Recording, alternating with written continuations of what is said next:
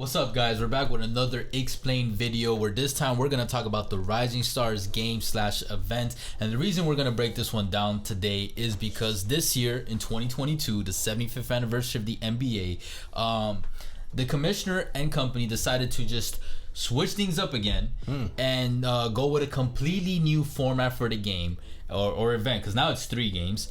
And yeah, I know you might already be confused just saying that. Jeez, and man. Even if I'm sure a lot of people, whether they're fans or casuals or non-basketball fans especially, are unaware that this is even happening.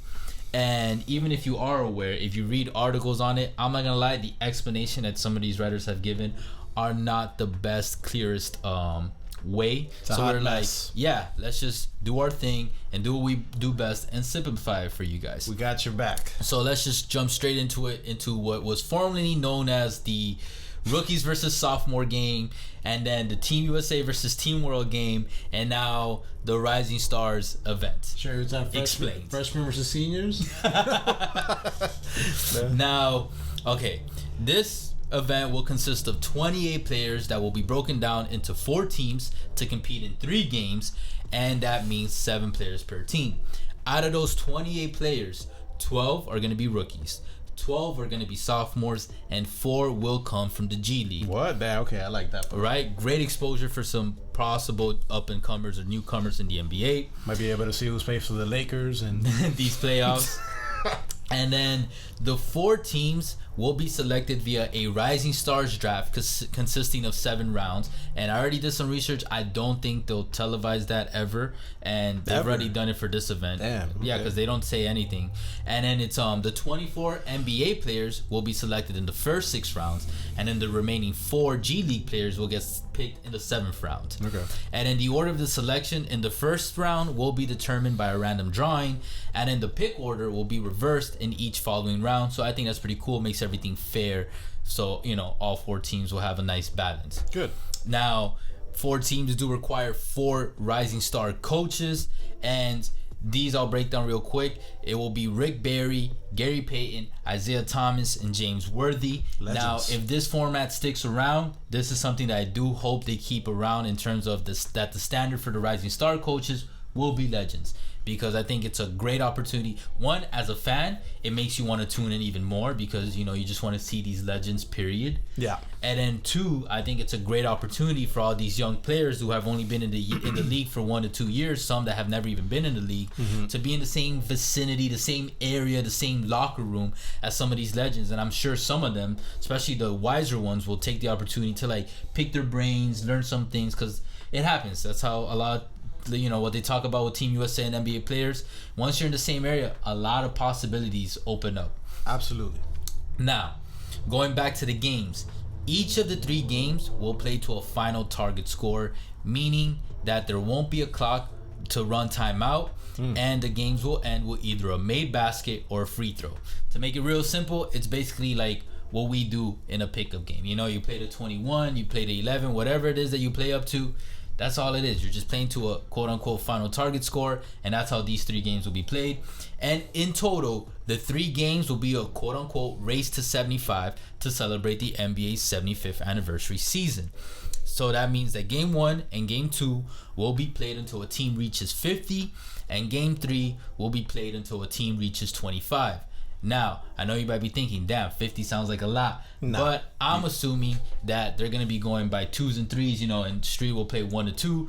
And if you're going by 2s and 3s, getting to 50 won't take too long. That's about 17 made 3s pushes you over 50. Now, if there's a celebrity game or an LA Fitness or whatnot, then yeah, it will take forever. There's going to be a lot of bricks. Oh, yeah, these are going to be NBA players that aren't going to be playing hard-ass defense in an all-star game. So, that... Facts. That 50 is going to come pretty quick. Real and quick. They actually sink their shots. Yeah. And Game 1 will be Team A versus Team B. Game 2 will be Team C versus Team D. And Game 3 will be Game 1 winner versus Game 2 winner. Yeah. Now, this is where things get a little bit more confusing, because Clorox was like, you know what? We want some extra branding. Let's go. And they made this is full on alliteration. The Clorox Clutch Challenge, the Triple C. Watch out. Now, the Triple C You know what? We're just gonna coin that right now. The Triple C will Trademark. be a time shooting competition taking place between games 2 and games 3. So I'm assuming after the first 2 games are done, before the last game is played, this is when this time shooting competition will take place. There will be 8 total NBA and G League players that will divide into 4 teams of 2 and compete to make shots from 5 locations on the court, as you guys can see in this graphic. Each location, as you guys can see, will be a reference to an iconic shot made in the playoffs. And then each team will compete with one shared ball, meaning players will alternate shots so no player shoots twice consecutively. So you make that shot, you got to pass it off to someone else. I think that's a brilliant move because we get to see everyone on the court shoot the ball at least once. Yeah. No, I love it. Yeah, unless that first player cannot make a shot the entire time. That would be very sad. No, definitely not, man. Now, this is where things can get a little confusing even more, but again, I'm already confused. We're going to break it down. Psych. Team 1 will start the shooting game with 1 minute and 30 seconds max to make the 5 shots from the different locations in any order. So they can shoot either one of those shots, like either location at any point. Now, the first team will set the standard shooting time moving forward, meaning however quick they finish that challenge, if it's under 1 minute and 30 seconds, that's the max time that the remaining teams will have to complete the challenge moving forward. So in summary, each team that establishes a new standard sets the clock for the next team competing. Therefore, if Team 2 sets a quicker time than Team 1, that's the max time that Team 3 will have.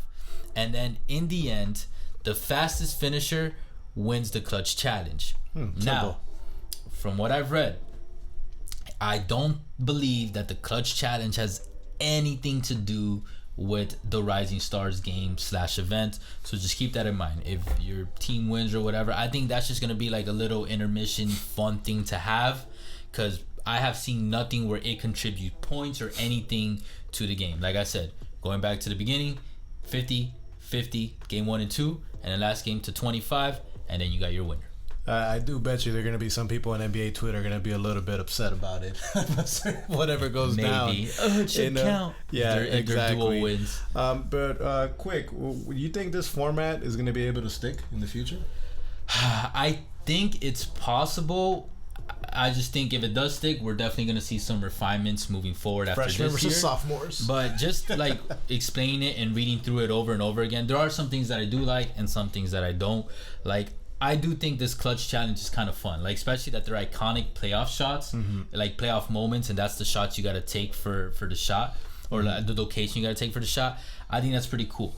I don't know who came up with that. I don't know the point of it, but besides like being entertainment, but if that's the point of All-Star Weekend, period, entertainment. I like it, man. It's pretty smart. Yeah. I will say maybe it's just something I'm used to. I think possibly just going back to like freshmen versus rookies seniors versus sophomores. But yeah, just turn it into freshman versus sophomore, because that's just what we're used to, especially in the States. Like, is you use it in high school, you use it in college, freshmen, sophomores. Like I know we use rookies in pro sports, but yeah. I know there's a saying, if it ain't broke, don't fix it. But the NBA, they're huge. Well, I guess it must have been broke. They're huge believers in, A, you can never make too much money, and number 2, there's always room for improvement. That is true. That's something I'll always give the NBA. They are constantly switching things. Sometimes though, I do think they shoot themselves in the foot where like they're a little too quick to try new things. You know what I mean? But I just briefly want to bring up on the clutch challenge. I think where it's going to do really well is you're going to be seeing young players, the Rising Stars, do playoff moments from like classics, like the MJ shot, Robert Horry. So you're going to be able to unite the new generation, younger fans, and the older generations. Great. Because probably when they make it, they're gonna play the highlight. Yeah, and be like, or not maybe like on live TV, but yeah, like on YouTube when they put the recaps and stuff. Or someone's gonna make some cool edit too, like and some random. They'll make that connect. Editor. So I think that's a good idea. That's true. It connects the present and future with the past, which is important. You gotta learn the past to understand the present. I love that. That's deep. You feel Hey, me? ball talk deep. But anyways, guys, 75th anniversary. absolutely, guys. So just like this video, guys, there's gonna be more All-Star content on this. We're gonna break down the All-Star trophies, the All-Star schedule, the schedule, what we think jerseys, of every event in the schedule, things. the jerseys. That's gonna be fun. So hey, guys, if you haven't done so already, Just check out the channel. Stay tuned, subscribe, and either way, appreciate all the love and the hate. Guys already know Facebook, Twitter, TikTok, all podcast streaming platforms, and Instagram. We'll catch you guys soon. For now, Take later. care.